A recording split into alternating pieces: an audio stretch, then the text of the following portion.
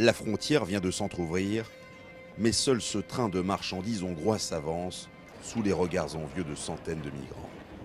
La nuit tombe et il faut trouver un abri, car toute tentative de passage en Macédoine est vouée à l'échec.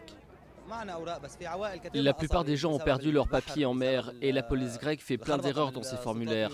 Elle se trompe dans la date de naissance, le nom, celui de la mère ou du père. Résultat, quand le gouvernement macédonien voit ces papiers, elle nous renvoie en Grèce.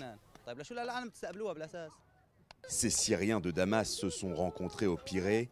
Hormis la traversée entre la Turquie et Lesbos, ils n'ont jamais connu situation aussi difficile.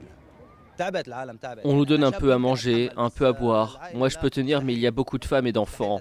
Et il commence à y avoir des problèmes, pas à cause des ONG, mais à cause des gens qui se battent entre eux. Régulièrement, des habitants de toute la région de Thessalonique apportent de l'eau, de la nourriture ou des produits pour bébés.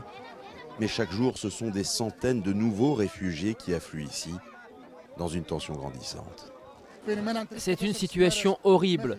On voit bien que les gens sont en colère, qu'ils sont déçus. Ceux qui sont ici étaient en train d'arriver alors que la frontière était encore ouverte. Alors c'est difficile pour eux.